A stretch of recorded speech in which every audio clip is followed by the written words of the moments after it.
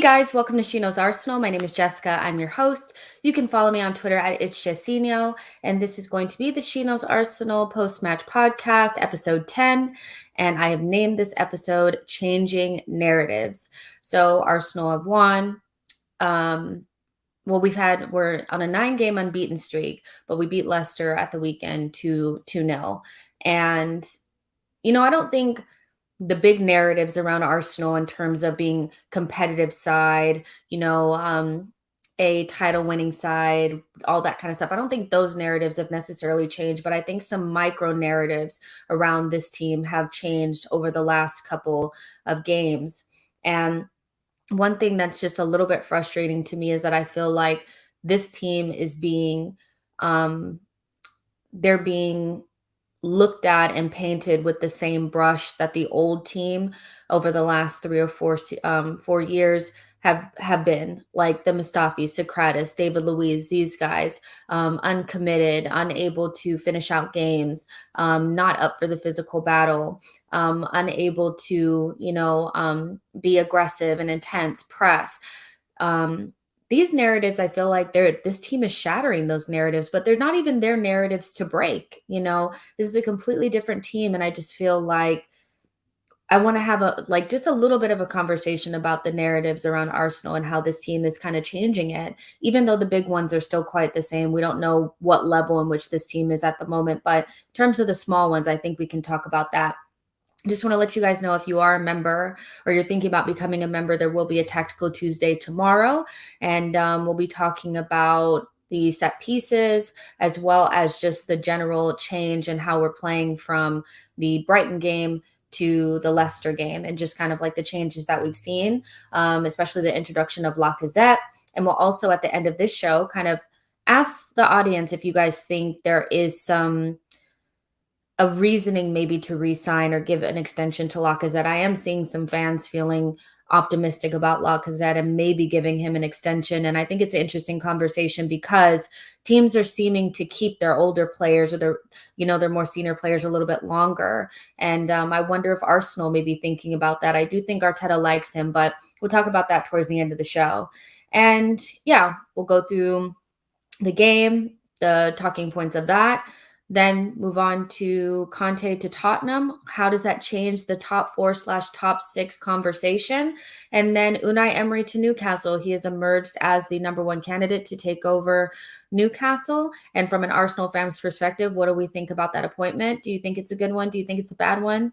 We'll talk about it. So there's about 30 of you guys watching on all platforms. Like the video, subscribe to the channel. I'm going to go ahead and bring in part of my panel. I think George is coming, but in the meantime, Souls is here. Hey, Souls, how are you? I'm good. I think George has just gone back to being the what is it, late, fashionably late?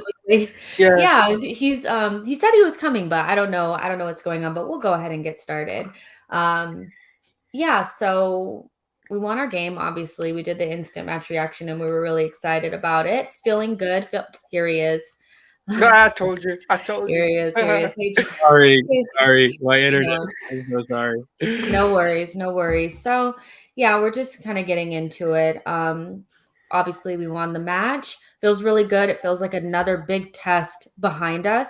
Aston Villa was a big one. We kind of rolled over them. George, you did predict that it would be quite an easy game. And then going into the Leicester match, I thought that we matched up well to them. I thought it could have been a win or a draw. I didn't anticipate us losing because I just had this weird feeling that we would get one over on them. But we won and we got a clean sheet.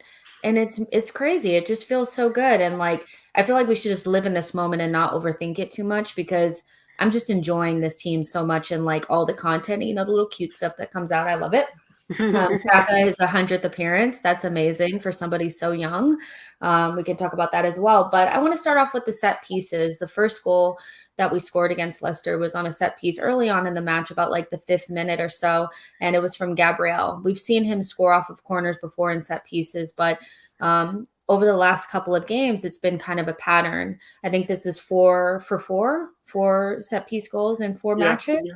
And I feel like that's a narrative that is changing or needs to change. We are no longer the team that's easy, to push around and score against us on set pieces. And we also are dangerous on set pieces in the in the opposition aspect of things. So we have the new set piece coach.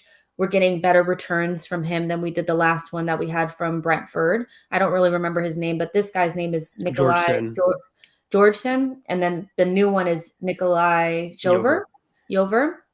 And is it as simple as just getting it into the box and getting into the mix and have guys like, be aggressive, or is it more than that? Let's talk about that a little bit, because it feels like, for me, when I'm looking at it, I'm like, we're kicking it in the mixer, better set piece takers, and Smith Rosaka, but it has to be a little bit more than that. So George, let me know what you think about that. It's 100% philosophy. There was a really great article about Football London that interviewed Nicholas Jover, and he's a really interesting guy. He has a philosophy where he goes, "I want to have a style of play on set pieces," and I think we've talked about in the past on this show that I think our set pieces are improving. We've bigged up Nicholas Jover from preseason. We've noticed some of the green shoots, and this idea that we don't have a kind of a method to our madness is a little bit false for me, because he's removed short corners. So just really quickly, basically the idea of putting it in the proverbial mixer, we kind of removed that 21 out of the 23 last set pieces that we've taken have gone into the mixer, so to speak. So that was immediately something that Georgeson had done. And, we had short corners. And so he's changed that. A big thing is also attacking the near post very, very aggressively. Most of our corners, whether it was Partey, Gabriel, or really those attacks, we focus on having large in swings, but attack at the near post. And for me, it's not just that, but we focused on some different movements in the box. And so you have basically your bigger aerial threats actually at the back, but we've used our midfielders to kind of use decoys in the center. And what you've noticed is that's why we get those isolated Partey headers, those isolated near post runs. You have your better ones kind of at the back starting deep and then running in. And, that's been the case left or right. And so I just think it's been a very calculated tactical thing from not just Nicholas Jover, but for us to look at it, because broadly, when you look at last year, and we were the third from the bottom of the league in terms of goals at dead balls. And now we are clearly at the top of the league. And so that marginal gain that you're looking to upgrade in terms of a Georgeson is massive. I mean, I don't think that you go from basically third worst to best in the league without recognizing the advances that man brings you. And it's not just, I hope it works. There's been something really, really calculated about what he's doing. I love it. I also do kind of agree with Yo-Yo in that comment. We definitely have been much more aggressive, swarming the referee and bringing back that big club energy. And I don't just use it on set pieces, but I think on fouls, which I kind of loop into this thing a little bit too, tactical fouling and whatnot. Look, guys, we've been disrespected. All the rival fans do it. Everybody in the media has done it. And I just think that we've lost our ability to be a big club in people's eyes. And that's the first thing that you got to do. And you know what? We've been doing it lately. And I, for one, love it. It's taking back that respect. We really need it. No one's going to give it to us, but I just felt like those are some specific changes that I noticed from Jover, but also the players that led to kind of this increase in form on set pieces. I'm loving it. Like that makes a huge difference. There's been teams in the league that have been just kind of inching up the table just by a set piece goal here, a set piece goal there. And those are just goals that we weren't getting in the past. We just weren't even a threat or a thought. And now to get 4 and 4 makes a huge, huge difference. But just isolating, Gabriel a little bit. We're kind of talking in one of the group chats that we're in about where does he kind of rank in terms of center backs in the league. And what has been the difference between Gabriel last season and this season? We know that he's extremely talented, the more aggressive type center back. I think there was a narrative a little bit last season that he wasn't as good at playing the ball at the back. I think that was then. Now he's definitely improved. I think he's improved so much in terms of his playing the ball out of the back, but he just seems just to have cut out some of the errors that he had last season. He seems to be like even more aggressive, but without being fouling too much. Like he just seems to have like added like a little bit of culture to his game. Yeah. And it's amazing. And I can't help but think that working with David Luiz last season didn't help him. And then being obviously not having COVID. But Souls, for you, what are the differences that you've seen in Gabriel? How far do you think he can go? And where do you think that he ranks with the center backs right now in the Premier League? Like, would you say with chess that he's like top 5-ish, or do you feel like it's more top 10? Oh, off the top of my head, I'd say he's up there. I'm just not sure how high I'd put him. I'd have to obviously. I mean, there's an argument to put him top 5. I'd say you could argue. I'm not saying to put him top 3, or maybe like 4th or 5th, best on form anyway. But the reason is simple, because now we've got a secure back line, which actually complement each other. Gabriel knows that if he makes a mistake per se, that he's got Ben White behind him, and that Ben White will clear things up. He's got Aaron Ramsdale, who's commanding of the box. Who's looking at and reading the game, and he's making sure that his centre backs or his right back or his full backs know exactly what's going on. And that makes a huge difference, because if you looked at Emi Martinez when he first came in, that was the difference. He was commanding his back line. He was letting them know where the threat is, whether he's got a man on, whether there's someone who's making a run that maybe they didn't see. And that's what it comes down to. And he knows that Ben White next to him is giving him the security to be able to bomb forward and be aggressive. And that gives him the confidence to be able to go in for them. And when you had the likes of, let's say, Rob Holding, no disrespect to him, I think he's a good squad player, but he's a mid-table defender at best. And it doesn't fill you with confidence. And that makes you kind of rethink whether you want to be aggressive and want to push forward. Whereas with Ben White, okay, if this player was to get past me, or if he was to do a 1-2, I know Ben White's good enough, or Tomiyasu's good enough to bail me out. And that's why he's willing to take more risks. And with that, he's more comfortable. And he trusts Ben White, and he trusts Aaron Ramsdale. He trusts the likes of Tomiyasu. And that's what it comes down to. This defense trusts each other. It's no longer, because we know what Mustafi used to do. The first thing he used to do was blame everyone around him. Then when you looked at even the likes of... the only one who didn't was really Rob Holding, but even Pablo Mari had it in him sometimes to blame others rather than looking at themselves. Whereas with this team, or this back five, they bail you out first and then go, come on, lad, you can do better than that. And that's the difference. It's trusting each other, bailing each other out when it's needed. And that, for me, just brings more confidence in your play. And it's the fact that both players now have the pace to be a bit more aggressive and go a bit higher. And I've always said it, for me, when Gabriel learns the language, because you can tell, look, when you've got Portuguese and Spanish, etc., and you've not really spoken English, it is a bit difficult. That's why when he was with David Luiz, he felt a lot better than when he was with Rob Holding. And I've always said, for me, I see him as a leader or a future captain of this club, if that's the direction he wants to go in. And that's simply what it's coming down to. Oh, he's scary. If there's a street fight for man, like, whatever, mate. Take my money. It's fine. Gabriel's energy is great. His energy is just off the charts. And I think the thing is, we're looking for a captain and all that kind of stuff. I think they take turns being captainy, Ramsdale, White, and Gabriel, but he's definitely stepped up in his play. And he's how many times can we say, oh yeah, this player's a captain, this player's a captain. Oh, he could be a captain. Oh yeah. That's a narrative that's changed. We don't have any leaders. We do have leaders now, we do. But George, did you want to heap some praise on Gabriel? What have been the changes for you? Where do you think his ceiling is? Do you have any ideas? Yeah, I think he's immense.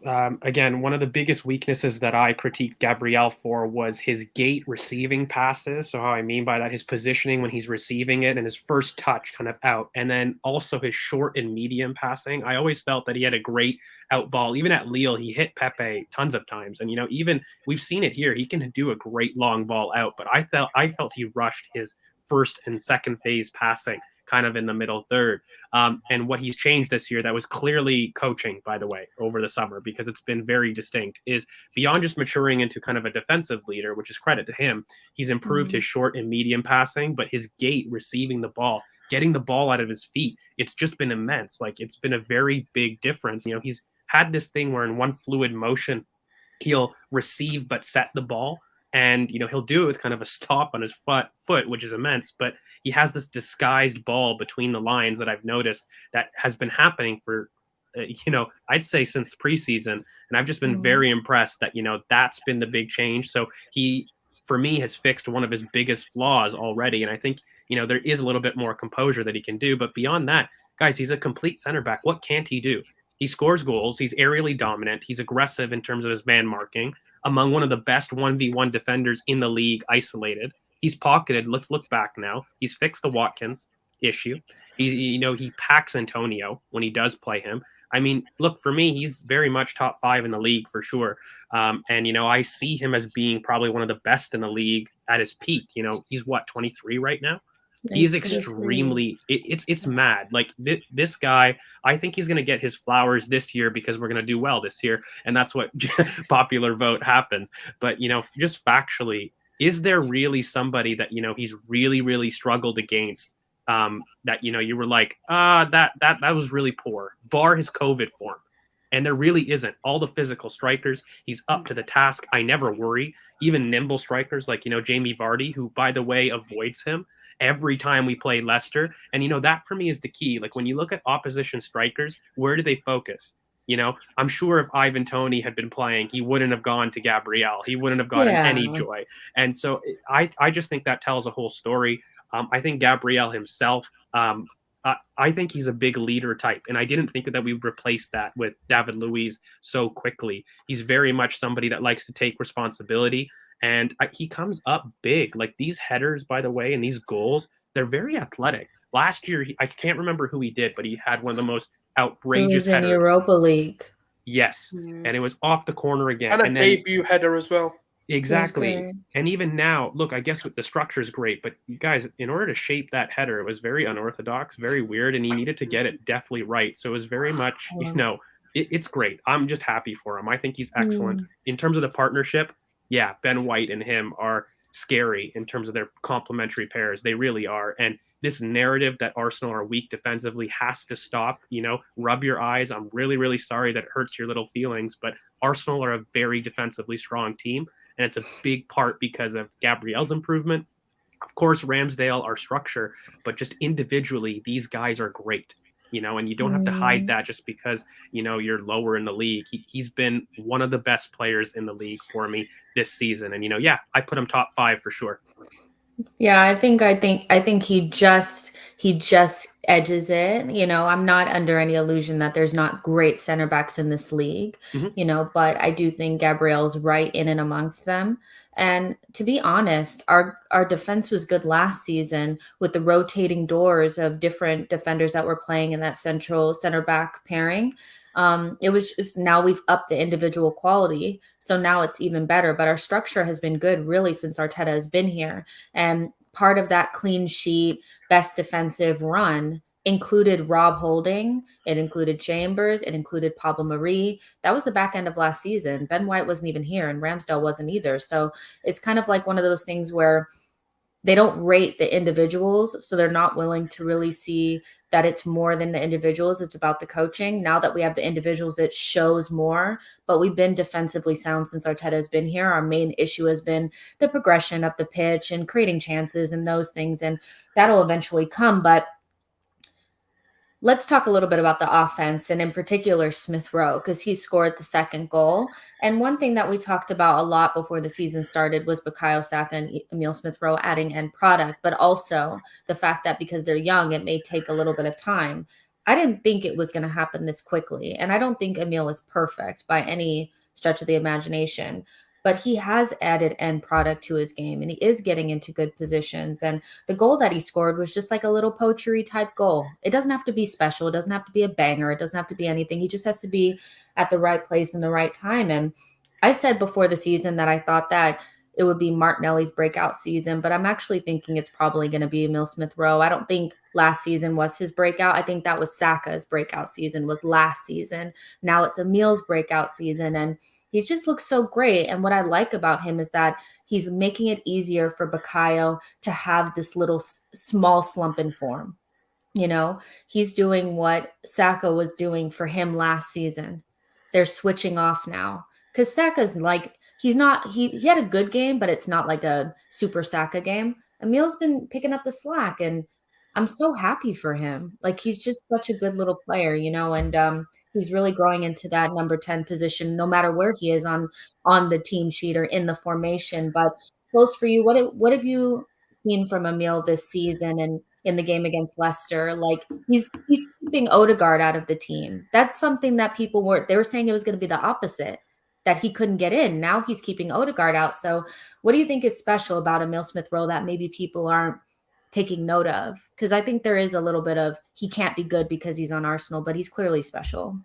Oh yeah, that's just something they have to say because they can't rate our players. And for me, he's a very Jack Grealish mold of player in terms of he's just got a bit of everything in him. And look, the thing is, we get so overly critical of young players because they haven't got this, they haven't got that, and that's going to happen. It's all about development, especially like from the youth to the first team. Everyone struggles. Like it's not new. It's not something that just one or two players do it. Every player struggles when they initially come in, or they have a really good start and then they kind of phase out because they're now having to develop and learn the fact that two or three players are going to be on them, and that's kind of what Saka's going through. And now obviously ESR has been given more freedom because he's not yet to be found out whether he can be double teamed or not. And I'm not saying that I want people to do that, but it is going to be something he's going to learn as time goes on. But it's his what's the right word to use? It's his like sort of willingness to want to get on the ball. It's his willingness to want to drive into the box and just score goals. He wants to be a part of every phase of play. It's brilliant to see. It's his ambition. It's just wanting it. His willingness to, like, for example, that goal. To be honest with you, firstly I didn't even know how it got to ESR because that was brilliant by Lacazette because that was very good. Close control footwork to get it even in that situation, and then obviously it kind of just deflected off a few defenders and then kind of came in. But that's instincts. That's showing that it's the same with Saka. Like I've always said, Saka's goals will come because his instincts to be in the right areas at the right time. It's just his composure that's letting him down. He's got the finish in him. He just needs to not rush his shot. And that's what ESR is now doing. He's got the composure in front of goal because he's confident. He's got, and also he's naturally been two-footed, whereas with Saka, for me, has really developed his right foot this season, and I've seen it a bit more prominent this season, and that's why I say the goals will come for him. ESR for me has always been double-footed. He's been able to use his right or his left, and to be honest, you can't really tell the difference. And that is a good hallmark to score a lot of goals because then you're not really bothered what foot is coming to. You're not going to feel awkward. And that's the brilliance of it. It's bravery, willingness, ambition, and his willingness to want to learn to play his role. He's not crying about the fact he's having to play on the left and he's not playing in the 10 role or in the middle. But he's coming in, he's cutting in, and he's looking for his opportunities to score. And that's exactly how you're going to get your goals. Yeah, look, I received a lot of stick for my views on Emile Smith-Rowe, and I backed it. I felt he was going to explode this season, particularly with goals and assists, because we noticed in preseason he was shooting a lot more. He was way more aggressive in his play, not just the shots, but his ability to attack people, like turn and go. I felt last season he very much felt like the kid that was lucky to be called up. And like he did some nice 1-2s. He didn't want to lose the ball, but this season he really took the mantle in terms of saying, look, this is my team in the final third. And you see it. He's super aggressive. And look, in terms of profile, like I liken him to almost Nasri mixed with Kaka in terms of his ability. Like he's got this huge goal scoring potential, massive pace and power, of course, but he's just very efficient in everything that he does. Whatever role, whether it's a man marking system, you ask him to overlap on the right, he does it.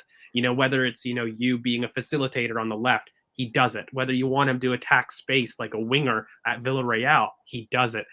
He's just such a unique footballer that I think, again, and I said, on previous shows, for me, one of the best attacking midfielder prospects, in the league. And, his ceiling is absolutely immense. When we look at it, by the way, guys, he's got more goal and assist than Phil Foden in the league, Jack Grealish, like these aren't little things. And when you're looking at his ability to carry the ball, he's one of the most efficient carriers of the ball in the Premier League. Carragher recently said how he's his favorite to watch carrying the ball. I agree. And, it's not just that for me, it's also just this idea he is so young and he hasn't even reached his physical potential. Like this guy is still almost apologizing for not making the cross because he just physically doesn't have the strength to do it yet. And it scares me because if he's being this efficient and producing at this level right now, which by the way, I boldly said 15 goal and assists in the league contributions, and he's already at 5, guys. Like, he's at 5 right now. Like, when is he going to get his respect factually? Like, I'm tired of having to like rein it in so that you don't get bantered. That's not the case. Like, I want to evaluate this man in terms of his objective performance. And right now, factually, in terms of the stats, he's one of the best ball carriers in the league. He's outscoring some very, very big names in goal and assist contributions. So it's not just a case of, oh, he's bubbling without really any end product. He has it. And, for me, he's doing it for a team as a top 6 club that's, not at the greatest level compared to his rivals. And he just deserves that praise. He really, really does. And I would not be surprised, as I said in the summer and on that video, he's going to England. He's going to be called up. Everyone laughed at it. Think we're going to see it much sooner than people think, potentially even this international break. I would say he deserves it based on his contributions. People are talking about Jared Bowen, Jacob Ramsey, obviously pre his injury that he got in his last game. And I'm just like, what have they done that Emile Smith-Rowe hasn't? And he's electric. He not only has the stats to back it up, but he has the eye test as well. Like, I don't know what else he has to do to get the respect. Like, you know what I mean? Not be an Arsenal player, basically. Essentially, like if he had been playing on Aston Villa, which we remember some of you guys that were saying that we should have entertained an offer for Emile Smith-Rowe to Aston Villa. We remember who you were. But the whole thing is just like, it's like, okay, well, they have Saka, so we can't say anything about Emile. Emile Smith-Rowe is one of the best creative midfielders in the league, and it doesn't matter what his age is or anything statistically, and everything that he does just says, like, I'm here, bitch. Like, I'm here, and like, I'm not going It's literally anywhere. that energy.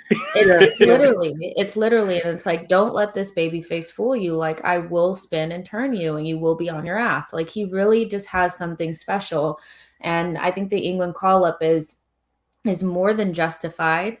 And I think we have a couple of other players that should probably get called up as well, and I don't know if there's a quota. You can't have too many Arsenal players, but I would expect to see 4 called up to the next camp. I would. And I said boldly. I mean, 3 of them are there. It's just ESR. Yeah. And I said boldly in that video, by the way, and I'll repeat it here. Anyone can clip it, but ESR for me had more superstar potential than Saka. I love Saka, and I think he has unbelievable amounts of potential. But for me, the biggest thing that ESR has is he's a killer, and he's very, very efficient. And in this modern game, both have unbelievable skills, unbelievable plethora of ability to impact every phase of play. They both do, right? They help build up, they come back, they're defensive players, they can play multiple positions. But for me, ESR will get more recognition because I feel he's more of a killer and he'll get more output. And those are just worth their weight in gold. You look at Bruno, who is great in terms of his output, but maybe struggles in general play, struggles in playing different positions. I think we've got a player that can do both. It really is something that, is special that you get 2 players. You don't get that, in terms of how high you rate them, by the way. Like, these Saka and ESR, like, they don't come often, and they're not the last ones too. So yeah, they do deserve the praise. I agree with you, Jess, that the next international break, there might be a quota on Arsenal players. Because, by the way, we used to be that team. And it's, it's no coincidence, in my opinion, that we're becoming good and that is happening slowly. Of course, early 100%. Days, all that nice little context that, you have to apply on here for nuance. But they're great. They are. And we shouldn't be afraid to say how great they are, including Ramsdale, by the way, who... Of course. Was shit on by everybody, but he's proving very many people wrong. Yeah. Before we get on to Ramsdale, because we'll talk about his save and just oh gosh, the guy is just amazing. But Bakuda, it's saying thank you so much for your comment. Says, but you got to give Edu credit. It's crystal clear. They knew exactly what they were doing with that defense from Ramsdale and the defenders. And I do have to say that, like, I have not been Edu's biggest fan. Like, I really haven't. At the end of that transfer window, I just felt like we missed a trick. And although I love the profiles, I stand by that. I just felt like we missed something because we didn't get the midfielder. And I do feel like if Edu that did it, it's not him that did what? That got these players in. It wasn't his choice to get these players in. Arteta wanted Ramsdale. Arteta wanted Ben White. Arteta wanted Tomiyasu. Tomiyasu. Do you know who Edu wanted? Emerson. Neto. Yeah. Yeah, so I think when people say give credit, I'll give him credit for buying them and listening to Arteta. That's what I'll Yeah. give him credit for. And But in terms of Tavares giving him, Lokonga, I do think, to be fair, I think He that was more was data driven, but he kind of said, he "This is what the drove data those no, told but moves. they me." were Yeah, them three were unanimously like, yes, let's go get them. they were. More than it was just Yeah. an I'm Edu being a like little bit of a pushing it. devil's advocate because Yeah, he's Yeah. so I mean, lazy. I'll give Odegaard Edu because like that Yes. was he got We it should through give him a Kai. little bit of we have to I think you give him like a little bit, but like not to the I Yeah. level can't of because it like wasn't him that wanted it. He wanted Neto. I don't, if he got Neto and Neto did what Ramsdale's doing, fair enough. I can't give Arteta the yeah. credit for that. But Arteta pushed on the Ramsdale one and said, Yeah. "All right, he's costing 25 million. It's fine. Go get him." Ben White's 50 million. Yeah, just go get him. That's what I want. But Well, Edu I didn't mean, want to do that. I guess my thing is just because I just want to be fair that although I'm still very apprehensive about Adu and I still feel like we needed a midfielder, and I think if we had gotten the right midfielder, we'd be a lot closer to where we want to be. Ultimately, he is a part of the transfer process because he is the technical director. So whether it was his choice or he decided to back down and do what Arteta told him he wanted, I'm willing to at least be like, at least you didn't stand in the way. You know, There's a That's bit of it, but that, it's like a but there 0.0000000000001% I'll give him credit for. But it's like basically I'm not giving him any credit for it. there's a bit of that, but I think the very clear issue is that there was some tension in the recruitment team, and there was different directions about where they wanted to go. And I feel Edu, out of all of them in charge, has a tendency to go to what is comfortable to him. We see that from the Cedric, the Mari, the Odegaard, like his picks at Neto, Emerson. Like, what do they have in common? They're intermediaries that he's very friendly with. Cough, cough, his agent, and like I think like that strategy is very much not what we wanted to do. We've moved away from that. But I'm with you, Jess, in a sense that, you have to devil's advocate, give the man some kind of credit for being on the team. But, it was almost like that guy that, was part of the group project, but did none of the work and then showed up, was like, yeah, it was awesome that we got an A. Very much that kind of case for me. We're like, yeah, you're part of it, but mate, you didn't do any work for it. And I feel that way with him a lot. And I feel that it could be detrimental if we don't address it. Like, I just hope the power shift has occurred, because for me, there was an issue with talent ID. There was tension in terms of what direction to go. And I'm not 100% sure that interview that was forced out of him in a very PR stance was necessarily his idea, because he hasn't done that in the past. Like, the objective evidence of Edu is Mari, Cedric, Neto, Emerson, Willian. Because he couldn't explain the project until Arteta came out and explained it. And his Arteta is very strong in that room. He's a very strong voice in that room. Like, let's not get it twisted. I think Arteta is really running the shit, and he's the lesser. Like, if you're like, okay, 51-49, Arteta's 51.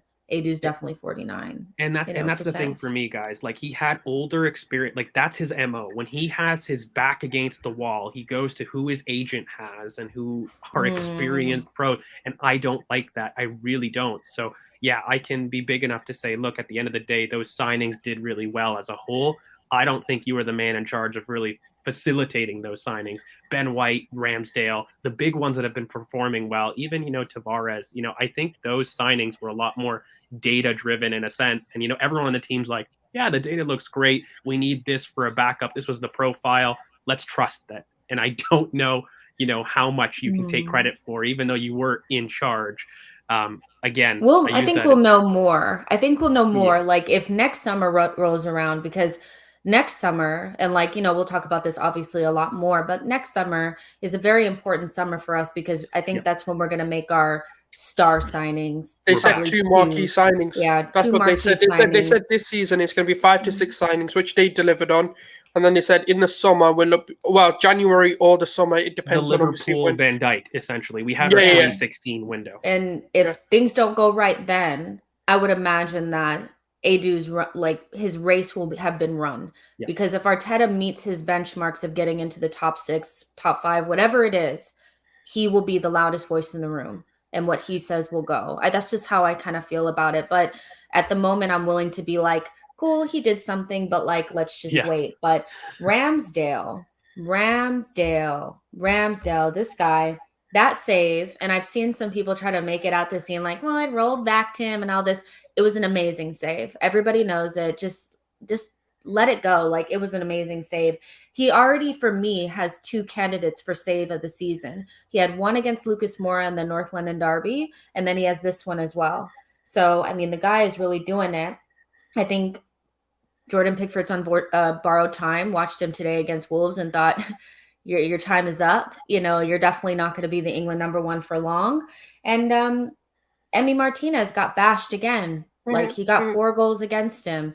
Like, I just want us to put the Emi Martinez thing away. I've seen weird comments about how Arteta ruined Leno, and I think we all kind of know that Leno is just at a place where he doesn't fit the requirements. Teams moved past him.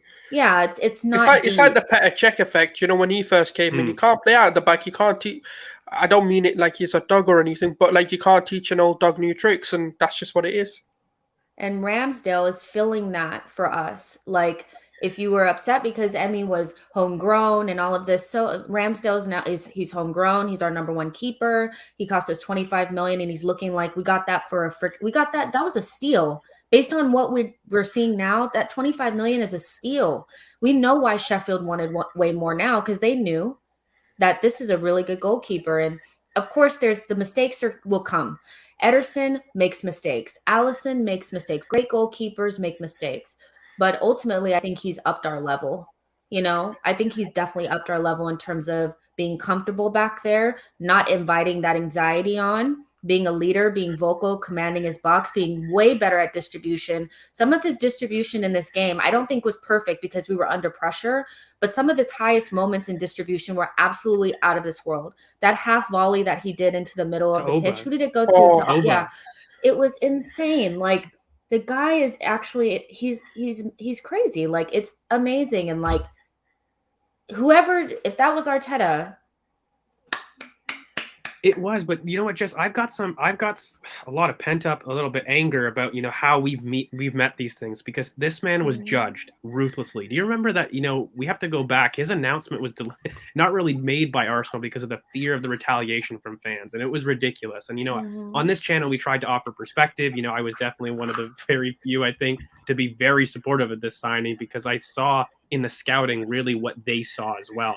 You know, this elite clip ball wide. I heard he didn't have distribution, like the absolute lies that were being told because he came from a relegated, threaded team twice, that he must have been shit. Like, this idea that you now can then praise a signing after going so harsh without knowing what you were talking about, I think is very, very tough. And I don't mean it to you guys, but there was a large section of the fan base that does this. And I think we need to just hold back and relax, because this team, as much as we have anxiety as fans, need to trust the recruitment department, because they deserve it at this point. I've seen enough windows now that, especially with Arteta, I've seen the type of player he likes, and it's very, very clear. And for me, when you're looking at it, Aaron Ramsdale is complete in terms of a goalkeeper. He's very quick off his line. Distribution is excellent. He claims crosses with aplomb. You know, all things that we thought he was very good at. But, you know, he's surpassed so many expectations from people, and he deserves a lot of credit. I think that pass to Oba, Jess, that was the reason that our press was so good. It was on all the time. We had Lacazette man-marking Samare, Bukayo Saka that was man-marking James Maddison, and it left Oba free all the time. And that press was really the reason that we basically broke out every single time in the first 25 minutes. So, yeah, and he does like a strong 5-yard burst. I'm going to copyright that, because I'm going to start using that. You have 5-yard burst, and then Souls has delete the club. Those are your 2 things. I love those. But yeah, with Ramsdale, like, I didn't know much about, like, I'm not going to sit here and say that I thought that he had elite distribution or anything. All I was saying was that at 23 years old, that for him to even be starting and get 2 big moves in the Premier League has to show how good you are, because 23-year-olds just don't start in the Premier League. They're usually out on loan. Like, I'm pretty sure Emmy was on a loan somewhere, sitting on somebody's bench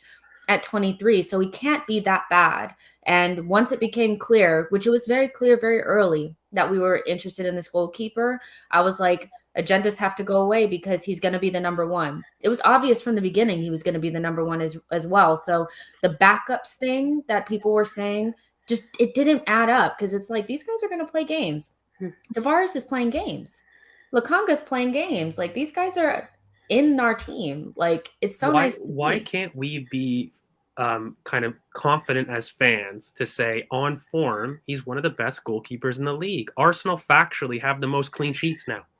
After this game, we've surpassed Liverpool. Like, at what point does 20 not become the consistency that people ask for? Like, when you look at, ranges of games, people say, oh, too small sample size. But, when you're looking at it at this point, we've got now, what, 8 games with Aaron Ramsdale in goal Yeah. for us? Like, it's going beyond the point now of form. It's getting to the point of consistency. And, he's not getting worse. He's getting better. He's getting more dominant. And we're seeing increases. I just think he deserves the respect, really, at this point. Yeah, do you know Yeah, what for the funny sure. thing is? Like, I don't believe anyone watches Sheffield week in, week out to really make a good judgment call on Ramsdale. Obviously, all I looked at was the stats, and to be fair, like I said, I have my reservations on him in terms of is he as good at distributing as people are making it out. His shot stopping numbers were great because he was, in terms of shots faced to save percentage, he was one of the highest in the Premier League, and he still maintains that. But it was just his distribution. And to be honest with you, against Leicester, for me, I thought it was immense. Like the ones I seen, some of the balls he was playing, not only is it just playing out of them, he was driving them straight to the feet. And I've not seen that from a keeper in a very long time, just driving every single. There was like some to Bukayo Saka up the pitch and he was to the feet, not, to the chest or head-ons or anything like that, straight to the feet and make a run. And that for me is elite level distribution. And I'm not even afraid to say it. On form, he's arguably one of the best keepers in the Premier League. The Yeah. I only said other he person, was. I said he the only was. other person you can argue is Mendy. Mendy. Yeah. That's Yeah. it. And that's an And argument. And that, for and me, for an Arsenal goalkeeper to have an argument with Chelsea, who are meant to be title contenders and we're meant to be a top 6 battle or a top 4 battle, is immense. And relegated, threatened, and Ben Shy, Gabriel ain't as good as you think. Kieran I Tierney's all mean, right. the reason why I said it was because Mendy is playing in a better team, and he has three center backs in front of him, and Ramsdale doesn't. And I feel like at this point, if I think my goalkeeper is the best, then I'm gonna say it.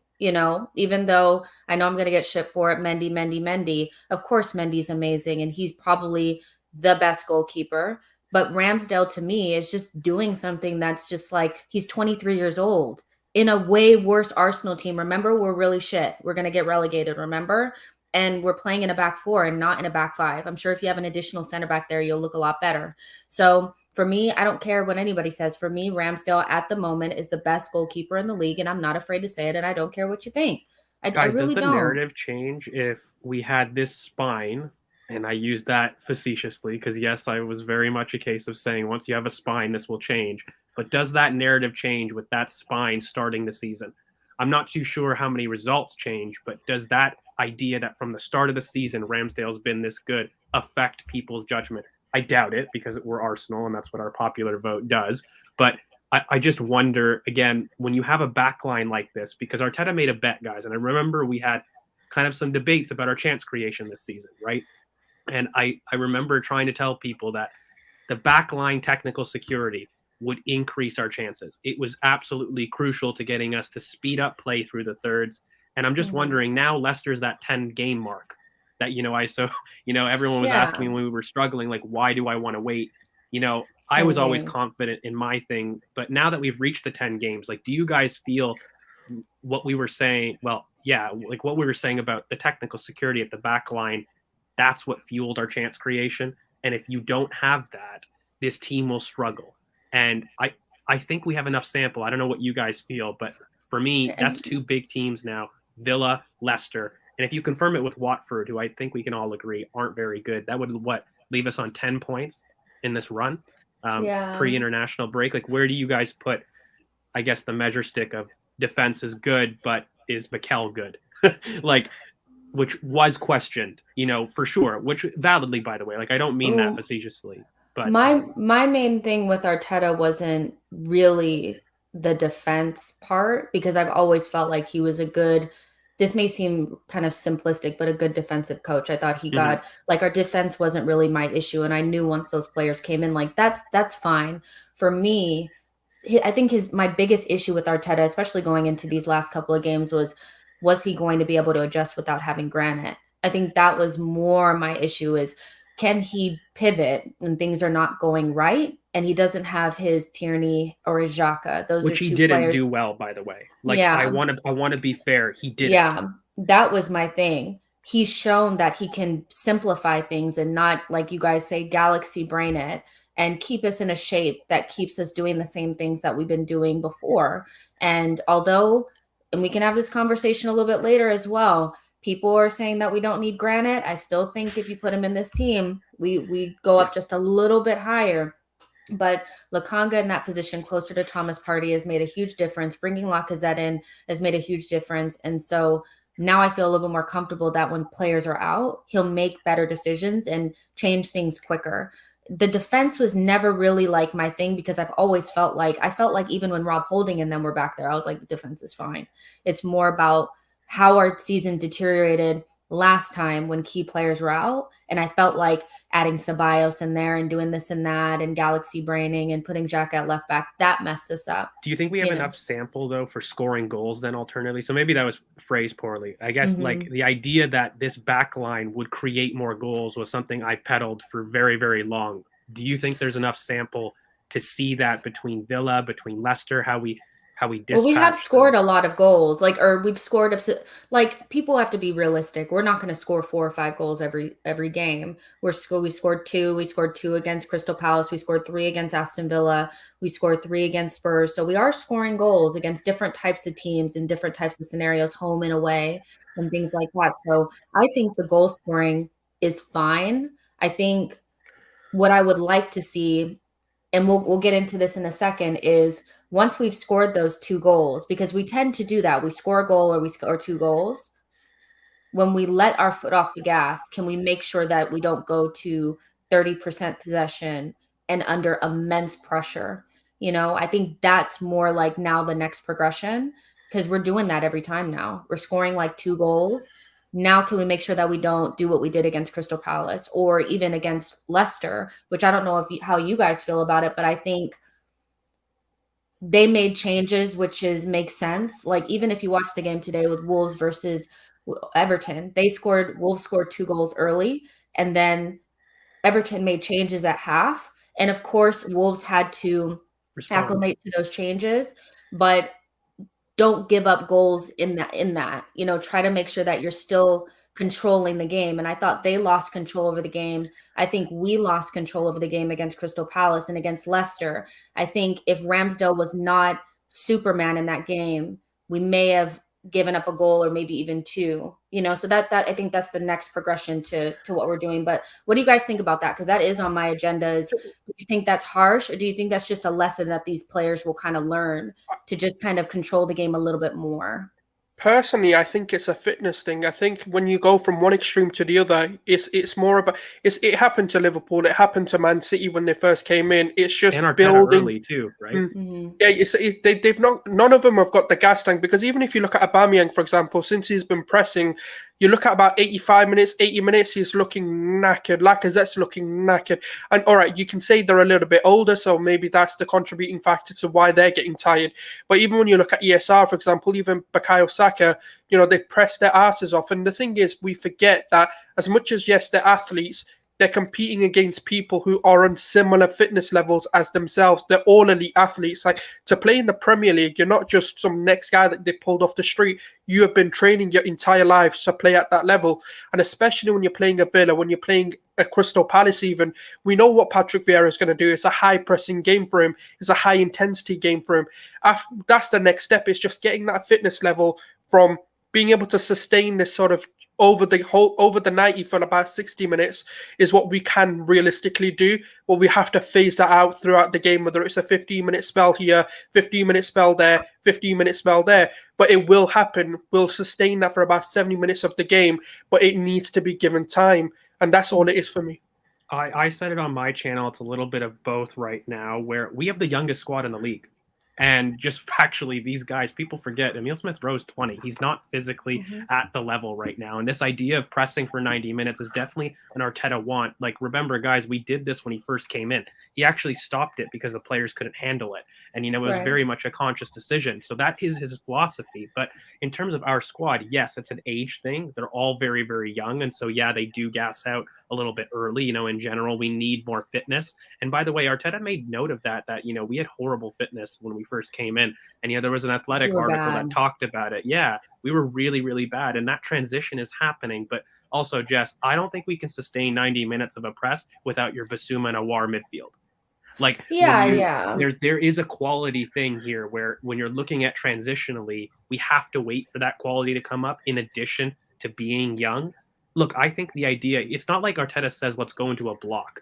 I think the players do that because they're tired, they're unable. I actually think Leicester, for me, was very different to Palace. I agree with you with Palace. We let them into the game, and Conor Gallagher was ripping us apart. But for me, I felt Leicester was different because we controlled it far, far more. In terms of our block, how many times did Vardy rip us apart in the Premier League from allowing space? Like, I think... Well, we definitely didn't allow them space. I think Brendan Rodgers made really smart changes, and of course we had to adapt added players in midfield, right? Yeah, like he had to change systems, and he matched us up. Yeah, but see, the thing about that though that's really interesting is that in 2 games in a row, managers that people really rate, and Dean Smith and Brendan Rodgers had to change their system at halftime.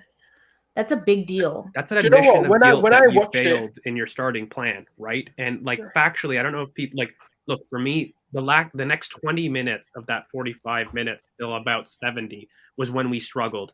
And for me, Oba was critical to really changing the tide from that red card. And I'm going to call it that. It was a red card.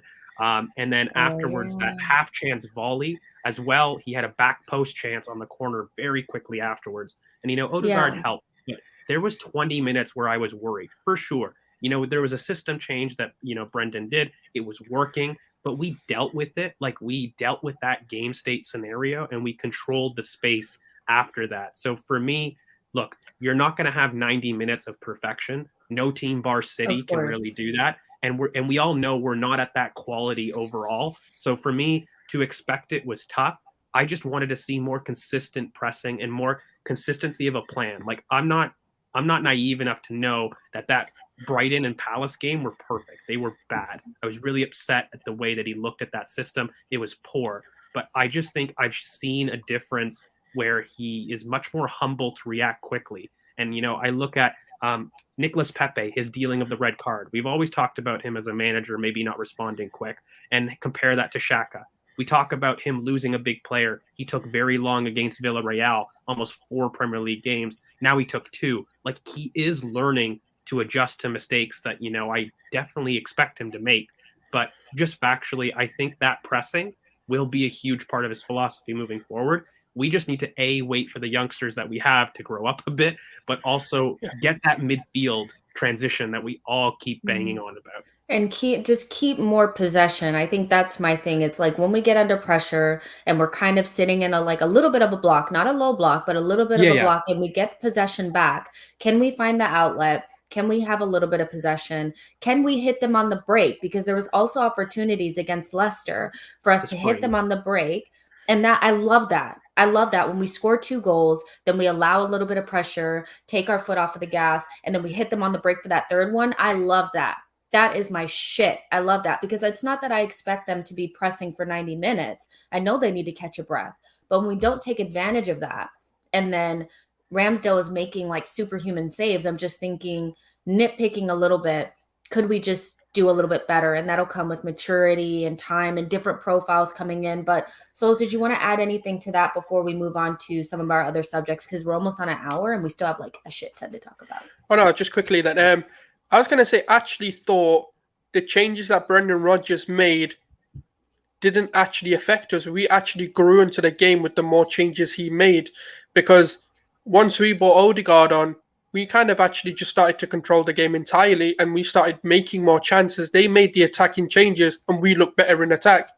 And for me, I know that kind of is a swap off, and that's kind of going to happen. But finally, people complained about his in-game management.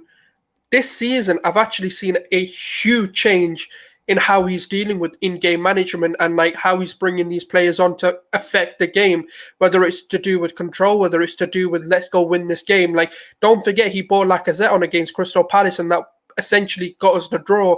And I know it's nothing to celebrate, but that is the making the right decision. And when he came on, when Martinelli came on, the entire tide changed.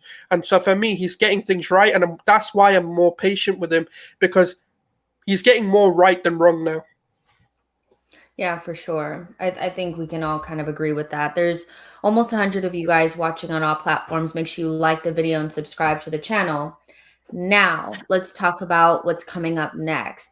It's so interesting how things have kind of flipped since the first 3 games of the season. Now, I mean, before Man United played, we were in 5th and we dropped down to 6th.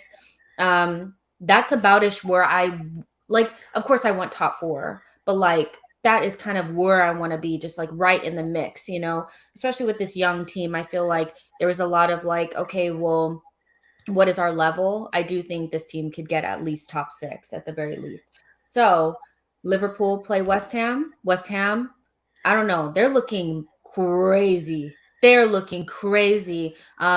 guess over the international break, we can talk a little bit more about Declan Rice. You guys can fill my head with ideas about him because you guys love him. And I'm still like, I think he's super good, but like something is just like, I don't know. I just have an agenda. I think it's weird. I just say, I said West Ham will be fine even though they got Europa League. You said I need them to slip. I think February. I will push back with you, Jess. I see February where that fitness becomes an issue. I need the Christmas schedule length. So they play against Liverpool, so that's an important matchup. Manchester United play Manchester City. We play Watford at home. We expect three points from this match, and depending on what happens in some of these games, we can be looking really good going into the international break. We can be up there. Is the highest that we could finish is 4th, maybe? 5th, depending on, because I think 5th? The goal difference with West Ham is too even if they lose, the goal difference is too big. But yeah, 5th is 5th. So 5th is not bad considering we tied with 4th. By the way, I think that's stupid that we consider they're different. They're tied on points, but yeah, exactly. So, George, I know you think that we can kind of sustain this for the rest of the season and kind of be up in like top 4-ish areas. I think I'm a little bit more reserved or conservative just because of the trauma. Like, it just feels too good right now to be true. So I'm still a little bit like, I'm not sure. But Souls, for you, like, this is kind of what you expected, but do you think that we have the longevity and the legs and the depth and what we need to kind of continue this on? Like, you know what I mean? Like, do you think we have it? Because we don't have European football, so we should be fresh. If West Ham slips up, I would expect us to pounce on them. What do you like, if you had to kind of like look in your crystal ball, what do you think is going to happen with us? I'm more convinced we can keep. Look, whether top 4 happens is a different story, but sustaining this sort of football 100%. Because my question was, can Sam be in part? For example, if one of Xhaka or Partey were to get injured, can someone come in and do the job or keep us at the same level? And I think Lokonga is proven once that role was changed and they both come tighter together, that's actually been working. So that's one area of concern, should I say, that's been sort of eased off my mind. And then it was, let's say, because obviously with Nuno Tavares, like even when he was playing at Benfica, he wasn't obviously a staple piece. It was Grimaldo that plays for them a lot more than obviously Tavares. So we've not got enough of a sample size to really say what Tavares could be bringing, bar maybe a few games here or there. So obviously I wanted to see what he could do if, let's say, Tierney was to get injured. And obviously he's been immense since he's come into the team. And then it was, what can Ramsdale bring us? What could Ben White? And for me, more and more that I'm seeing this team gel together and play together, even when you look at the introduction of Rob Holding against Leeds, for example, it's like, all right, if he had to come in for like a game or two, I'd be like, okay, he can do a job. We now know Lokonga can come in, and when Xhaka returns, you've still got him to come back. And the main question for me was, can Aubameyang look? Me and George have obviously said that I've had a lot of stick for backing the guy, and I said, look, it is what it is. I still back the guy, and I think it's not going to be the Ozil effect. And he's proving it. He might not be scoring goals every single game, but what he is doing, he's leading by example in terms of pressing, in terms of coming in deep. He's trying to affect more phases of games, and that's for me the biggest indicator to whether we can now do it. And we're seeing Bukayo Saka stepping up. We can see ESR stepping up in terms of assists and goals and contributions. We're now taking advantage of set pieces. So it's not only just the fact that we may not have the fresh legs, but hopefully, yeah, that's the other thing. We don't know what we're doing in January. Obviously, looking at the reports, it's looking like a midfielder coming in. Have to. Yeah, I hope so. Like, but from all the reports, it looks like it is a midfielder they're focusing on. It was a striker at the beginning of the season, but now it seems to be, all right, we need to get that midfielder in first. And I think that's because of Aubameyang's form, if anything. And it's the unity, it's the mental strength that this team has. This culture has massively changed, and I've said it. It wasn't going to be easy for Arteta to come in and change it. Oh yeah, yeah. But you know the funny thing is, we have been. It's media talk. As soon as we start doing good, Ceballos, Oxlade-Chamberlain, piss off, man. Like, just let us enjoy it. Why do you have to bring these stupid rumors into it? I think a January midfield signing would change everything. Would change everything. Xhaka, if we get a Basuma top 4, what I would love is because for me, Xhaka, like coming off of a significant injury, we don't know when he's going to be 100%. And then you have Sambi, and then Thomas will leave for a little bit. And also, I really don't like feeling like we're a Thomas injury away from not feeling like we're on good standing. You know, Sambi and Thomas has looked okay, but I feel like when we watch Xhaka and Sambi play, I didn't love that as much, and I'm not sure why. Maybe it'll be better this time, but also, is Xhaka 100%? Ainsley Maitland-Niles, I think has been like very good, but like we need something more to really sustain us. Like during that period, our midfield is still kind of weak. So I would like to see us bring in some sort of midfielder. I would like it to be the midfielder, whoever we're going to bring in, not a patch. You know, Ceballos is a patch. Oxlade-Chamberlain is a patch. You know, you want to bring in somebody for reals, but George, for you, is that something that would change your mind in terms of you're already pretty set on feeling like we're going to get top 4, but is the January transfer window something that would give you that extra, like, yeah, it's happening if we get the right person? Because I can't see us going through that window without, because El Neni's supposed to leave as well. So. Yeah, I mean, there was a little bit of projection in that top 4 because I firmly believe we will do something in January. I've said that for a while, but also, like, Jess, I think part of the questions you guys had, I think, answered. Like this idea that could Tavares match and not miss Tierney? Huge. Could we match not having a Xhaka or a Partey? Well, Sambi has proven he does. Like those intangibles in the summer, I don't think people are recognizing how important they are. Will Emile Smith-Rowe develop and get goals and assists? He has. Mm-hmm. Like these things that I felt that we would do are really aligning up in play. And I did say we would know the top 4 race by December 4th because that was the biggest gap from United's fixtures with ours, who had the gap in quality. Would we be able to take advantage of them dropping points, which we have to date? Like, I can only look at what we've done, but I think as a whole, the squad needs another midfielder.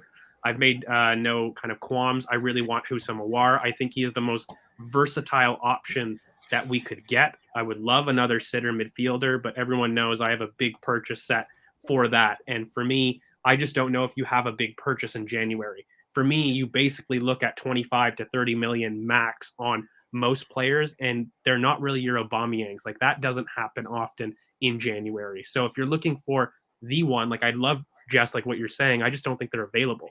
And I don't think we have enough of a precedent to kind of almost expect it in a sense. Yeah. So for me, I'm like, okay, you've got 30 million, maybe 25. Who solves the most holes for that price? For me, it is Aouar because he can play in a pivot. He can play the Odegaard role in a 3. He can play the left wing. He can play in a 10. He's increased his goal tally this year. He's got his best goal scoring form that we've seen in his career. Like he is a player that's bubbling that, again, 23, 24, I think, actually now, that would fit, but also wouldn't stop us from doing what we wanted to do in the summer. That's the big thing for me. Like you said, I think patchwork goes both ways for me. It's not just quality, but I want it to make sense with the squad. I don't want us just to buy somebody that for me, we would want something more in. And that's where the difference lies for me. So yeah, I very much feel that you need a midfield addition to maybe say it with chest. But look, I make no mistakes. Like, I've shouted it. I really believe that it's true since the summer. And it's just because I've seen the consistency about what a back line does for you. I've been a big believer that this new back line that we were going to recruit, and we did recruit, would lead to the difference that last season had with only 6 points. I don't agree that the competitors around us, necessarily widened that gap this summer. And I really question the Ronaldo signing, and that was huge for me. I don't agree that that was a smart thing to do. And I think we're seeing it right now. And I do believe that Ole won't be sacked. I think this idea of Spurs that, with Conte, it's great. I'm not a fan of that appointment for their squad. I just think our neighbors aren't doing the correct moves to make up the ground that they can. And we are making the right decisions on and off the pitch to do so. So whether we do it, we'll have to wait and see. But to date, we've been doing it. So why not believe that it can continue? I mean, we're getting the answers to the questions many people had. So as it keeps checking, I don't decrease my confidence. I increase my confidence. Well, let's talk about it, because it was just confirmed, a couple minutes ago by Fabrizio Romano, that Antonio Conte to Tottenham is confirmed. The contract, blah, blah, blah. Who really cares about what they're doing? It's like an 18-month contract. And so they have Conte now, which is an interesting turn of events, considering that the El Sacchico was more looked at as Ole Gunnar Solskjaer's maybe last day, and because he essentially put together a Conte-like formation and put them in a back three. It's funny narrative. He did well. It was so interesting, because I never would have thought, because I don't think Nuno was doing a terrible job. But I guess what ended up happening was, which is pretty obvious, was he lost the dressing room. They had down tools on him. And when they said they were going to give him extra time, they spoke to the dressing room, probably Harry Kane, and he said, "We've down tools, bro. We're not coming back." So, and then they decided to sack. So I do think that this makes, for me, with Nuno and them playing the way that they were, I had Spurs kind of out there in 8th, 9th place, because I thought that they were really just bad, but I do think Conte will improve them. I think that makes the top 6 race a lot more interesting for an onlooker. For us that are probably in it, it's going to be, wow, I think all the way up into the end, I think it's going to be really close. And you look at the way West Ham are playing, the way we're playing, Spurs with Conte, Manchester United trying to clinch onto that fourth spot. And then even like a Leicester, if they can get their life together, they may be trying to creep up. So it's going to be really interesting. But the Conte thing, it's like, we have Arteta, they have Conte, they're doing this, they're doing that. But at the same time, when I look at it, and when it was confirmed earlier on this morning, I didn't feel any type of way, because I felt more confident in what we're doing. So I could almost feel like we're going to run our own race. I still think we're going to be very to the very end of the season. But does it give you a little bit more comfort knowing that what we're trying to do is a sustainable way of trying to build a team from start to finish, from the beginning? And what it looks like what they're trying to do is force their way into top 4 now without a ready preseason, manager. with a change in formation. That's what it kind of seems like it is, because they really have to. In the grand scheme of things, Arsenal is a massive club, and whether we're in or outside of Europe, we can still do big club things. We've already shown that. They kind of have to do that now. They have to keep up the charade of kind of being a big club, and to do that, they have to be in top 4. They can't be in Europa, so that's what they're doing. But does it kind of make you feel like, okay, we're doing the right things, so even though they're getting a world-class manager, we can kind of relax? Because there are some Arsenal fans that are, upset. Well, I'll explain it, because I push back very much on that. Where here, look, I'll make an analogy, and I use Jadon Sancho, and I don't mean this for shade, but Jadon Sancho was a world-class player. He is a world-class player. Conte is an elite manager, absolutely, at what he does. But you play Jadon Sancho where he's not been played and he doesn't play well, he is not world class. You expect Antonio Conte to play a back 3 with, Romero, Dyer, and Tanganga at the back. And as well with their midfield, who, by the way, they don't have a transition threat. They've got Oliver Skip, Winks, Højbjerg, and Ndombele. If you think that Conte would love an Ndombele, you're very, very much wrong. Dele Alli and Ndombele are going to be the first 2 that are going to be kind of booted out of the club. I definitely think Harry Kane is going to have a big spike form. So will Son. That 3-4-1-2 that he likes to play, or those variations of a back three, they're going to really spring their outlets for sure. They're going to close the distances. Nuno had a horrible block, so much space in midfield, but just fundamentally, do they even have a right wing back that you would really trust at this point? Does Doherty, Doherty Emerson. exist? Does he even exist? Like, He does. seriously. It's just look again. I look at those back line again. Like, do you trust Dyer in space? I don't. That back three is going to put him in space. Do you trust If he needs a Romero? pilot, then yeah, you do trust him. Yeah, it's just look again. I love Conte, and it's not. I think people confuse this where it's not a question of the manager. It is a question whether that manager's philosophies can be done with the tools that he has.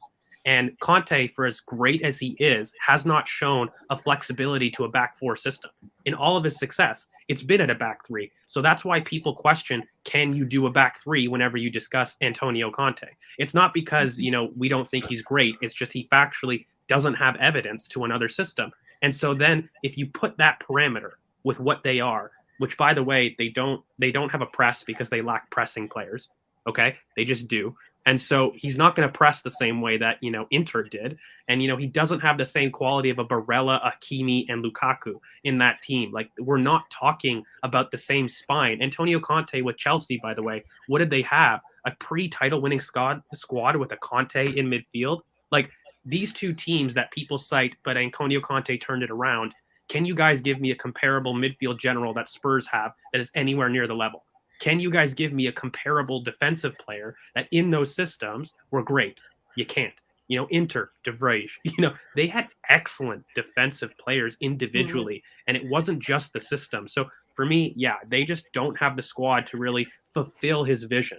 And it's not to say he's crap. They just don't have it. And I don't think January is a time where you can use it. And in the middle of a season, without a preseason, to coach a press, to coach fitness levels, which, by the way, Antonio Conte is very famous for doing, like rapidly. He increases your fitness levels, but he needs a preseason to do it. Guys, we saw this train, with Mikel when he tried to force a press on players that couldn't do it. We saw what happened with us, and then we went to a back three system. Like, I feel we've seen a lot of these red herrings with Mikel, and that's why I talk so confidently on it. And I'm not comparing them in the same quality. It's just the issues that they're going to find in squad quality is going to be the same thing that we found, that we couldn't move systems, or we moved it too quick because we didn't have the quality of players. I think they have a huge quality problem. And I just am not confident that you get the money in January to really fix it. They need a summer. And I don't think it's fair to expect it. I'll be honest. Yeah. That's why I think they'll improve. Like, obviously, I'm not deluded to be like, they're going to be where they are. Like, they down tools on Nuno. Like, but even when Jose had Harry Kane and Son playing out of their skin, they finished 7th, and I know that Jose is different and maybe he was past his best, but I still think we overrate what's behind Son and Kane. It's not balanced. They don't have a creative midfielder. Like you guys said, that they don't have a transitional force. Their defenders are average, and I'm okay with saying that. They are absolutely average. So he'll get more out of them. They will get a bounce and all of that. But I don't think it's to the levels of top 4. Like, I just don't see it. And like, I'm willing to, like, if they get top 4, then okay, because that's clearly what they need. But it is what it is. Like, you know what I mean? But we'll see what happens with that. I think it's interesting making predictions now because he hasn't even really took a training session yet. And I've seen the plethora of they won't do anything to they could be up there in the top 1, 2, and 3. And I just think that that's just like mind blowing. But there's another coaching shift that may happen before January, and that's Unai Emery to Newcastle. I think it's just such an interesting appointment because I don't think Unai Emery is a bad manager. I don't think he worked out for us, but I think there's like this weird thing about him not being a good manager. But let's get it straight. He's pretty competent, if not really good in European competitions. The Europa League is pretty much his cup. He's got that down pat. He knows how to put together a system with a bunch of players that aren't very good and make them overperform. He's just that guy. Like, he's a decent manager. What do you guys think about Unai Emery to Newcastle, that being their first manager after being like taken over and all of that? Does that seem like the right move? Like, if you're a Newcastle fan, are you like, what are Well, you? for where Newcastle are and where the owners want to take them, I think he's the perfect first manager to bring in because he understands how to get them from not a great level in terms of just being above that relegation zone to being competently in the top half of the table. And I think he knows how to build that team and bring a foundation in that the next manager can take over from. I don't think Unai Emery's ever going to win a league title. He's a very good cup competition manager in terms of if you want that Europa League or if you want that, Copa del Rey, or if you want that sort of FA Cup, should we say, or a Carabao Cup, or if you want that first trophy, he's very competent in getting that from a team in terms of just a system, in terms of the fundamentals of modern day football. He can instill those foundations within that team. He will need a few windows to do that, and I think obviously with the Saudi consortium, they will back him on that, and he'll bring in those sort of gems that Newcastle can attract. Because let's be real, as much as they've got absolutely all the money in the world, they're not going to get the Mbappes and the Hazards and the Neymars. What's the reality is they can get players like Rafinha in. No disrespect, but I'm just talking players that kind of aren't found. They just need to be found, and they're the kind of level of player. And I think Emery's got the eye for that. He's been phenomenal in turning decent players, like those unearthed gems, into gems. And even if you look at his Villarreal team, the Valencia team, a lot of those players we would turn our noses up at, but they were immense under his system. Mm-hmm. So I think it's the perfect mold of manager to bring in for where Newcastle currently sit. Well, let's have it right. Unai Emery is not a crap coach. He's a very good coach, but I think he's a coach that suits an underdog. That's exactly what Newcastle need. And, if you look at the ethos of Newcastle, we all, are a little bit older, Souls is a little bit younger than, some of us, but we know Newcastle's ethos right now is outlet play. They've always been known for that. In terms of a club, they've been the kind of people that were big transitions that would hit you on the break quick and just ruthless in transition. And guys, that's Unai Emery's bread and butter. I mean, factually, the man has the talent ID. He works excellently in terms of not being the one in charge of possession. I think he struggled at Arsenal. The biggest reason is because he isn't an alpha personality in a sense. He is kind of a person that is pragmatic, that wants to hit you on the counter. And that is perfect for what Newcastle need, but where they want to go. And like you said, Souls, he has excellent talent ID. And Nkunku, all of the he wanted Thomas Partey as well. Thomas Partey, like he has great talent ID. And so if you're looking for somebody that's basically going to coach up players, he can. If you're looking for somebody Nkunku, when he wanted him, wasn't even the Nkunku who he is today. Of course not. Yeah, he was at PSG.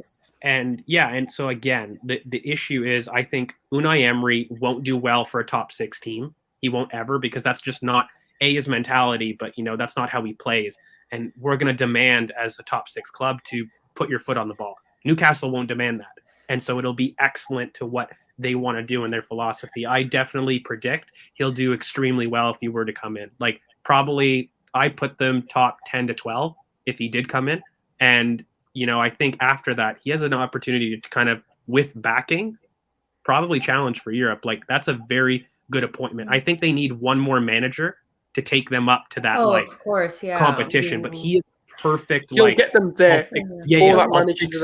I'll check out the rotting stuff. I'll change your floors, but I need somebody to really build my house. Like he will do that job for you.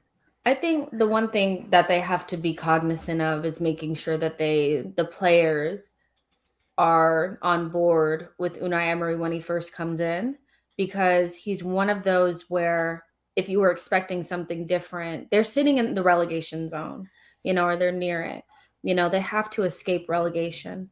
And I think Unai Emery is he's not glamorous. He's just one of those, so as long as the players are excited for him to come in, buy into his ideas, then they'll be fine.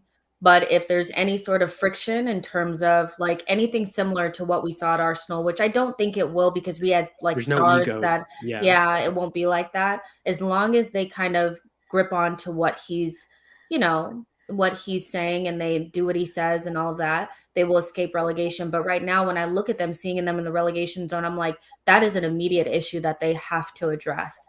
They can't go down to the championship right now. They have to be in the Premier League. But Unai Emery is so interesting. I feel a little bit bad for him about the way that it happened at Arsenal. I just think, he was a nice guy that was in over his head. He should have never been appointed as Arsenal manager. We needed an alpha type to come in, like a la Klopp type, to come in, and we went the exact opposite direction, trying to get a yes man type, that wasn't going to make any friction. It just didn't work out with the personalities that we had. But I welcome Unai Emery back into the Premier League. I think he's a nice guy and the perfect person for Newcastle. I think that's decent, That's decent for them. It's way better than Fonseca. He would have beaten Chelsea on the weekend. Oh gosh, not him. Fonseca has been out of a job for a minute, hasn't he? Yeah, it's been a while. Yeah, he hasn't even been. I hear United might be looking, so maybe. Yo, United is. I mean, Nuno's available if they want that. But honestly, Ole Conte though, isn't it? So. But what do you think of that happens? Like, maybe I don't know if people were thinking, but like legitimately, look, Conte, we know what it could happen at Spurs, but now that that's out of the question, what could save them from an appointment standpoint? I thought Conte would be poor at United, but regardless, it's a name the fans would accept. Is there a name on the market right now that their fans would accept if things don't go to plan? I don't know if there is. Not unanimously. There'll be like portions of the fans that will accept certain names, like an Enrique coming in, for example, or a Ten Hag coming in. But then again, it won't be unanimous. No, there won't be.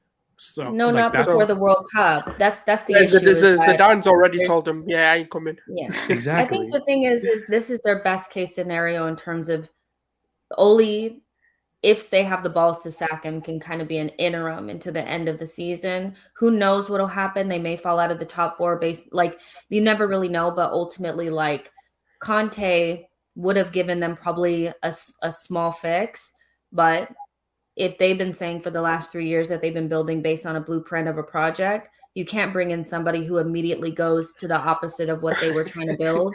And you know what I mean? Like, they would need to go after something different. Quite frankly, I don't give a shit. The longer that Ole stays, the better, in my mind. I love that device. I am loving it. It is what it is, but it's interesting just seeing how El Sakiko went. It literally went from could have been Ole's last day to Nuno's last day. And not only did they get a new manager, but they ended up getting Conte and Ole Gunnar still in the job. So very interesting. I told these United fans, right? Why did you call it El Sakiko? As soon as Ole finds out his job's on the line, man's pamming every team. I just don't know. Do you know what they should do? They should go in the dressing room. Ole, you're getting sacked if you lose. I swear to you, he'll win the league. Yeah, look, I think the only thing that I have to say is their fans can't claim a lie because they definitely walked away from Conte. Whether that was smart or not is another story, but their board definitely said no, in my opinion. Like I think that's the best thing. That's actually the smartest thing they've done.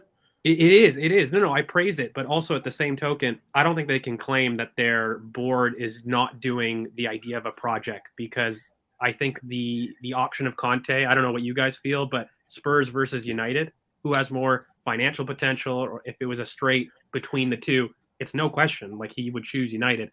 I just genuinely don't think that board really pushed for Conte, and that's what's happened. So I find it interesting what they're gonna do, because Ole won't survive. It's the question of long-term success, or do you want at the Premier League now, and you're willing to risk like 10, maybe 20 years of rebuilding again? It's up to you, because what he would do, he'd come in and say to Pogba, "What do you want? 400k, 500k, cool, on the table." Then what's going to happen is what I call the domino effect. Bruno's then going to ask for a pay rise because he deserves it. He's been arguably their most effective player. Ronaldo's already on crazy wages as it is. Then you're going to get other players coming in and throwing their prams out. And then the problem that you're going to then have is the wage structure is going to be stupid, just like Arsenal has been for many years. Ozil, mate. That's what's going to happen. And then what's going to happen is the average age is going to increase to about 28 to 30 because he wants his established players. He does not want to deal with youngsters. Greenwood would be isolated for sure. Doesn't matter how good he is, he will be isolated. Sancho wouldn't play because he simply doesn't fit the philosophy that Conte wants to play, unless he's willing to become a right wing back. I think personally, look, if United fans really deep it, it's actually the better solution that he didn't come in than when because I was actually like, yo, I want him to come to United, destroy them even more. May it continue because I fucking hate them right now. Okay, let's end it there. Let's stop there. You know, we've Long let may that demise continue. let our hair down, let people know how we really feel. You know, if you didn't know, we don't give a shit about United. There you go. You know, now you know. But it's been about 1 minute, not 1 hour and 30 minutes. That's pretty good for like all of these things that we went through. I was going to talk about Lacazette, but I think we can leave that for another day. So there's about 115 of you guys watching on all platforms. Make sure you like the video, subscribe to the channel. If you are a member of the channel, there will be a Tactical Tuesday tomorrow talking about set pieces, what has changed since the Brighton game, adding Lacazette in, all the fun stuff. So consider becoming a member. And if you are a member, we'll see you tomorrow. And then, yeah, same programming until the weekend. You know, so we'll see you guys soon. Make sure, again, like the video because there's trolls, and subscribe to the channel, and we'll see you guys in the next one.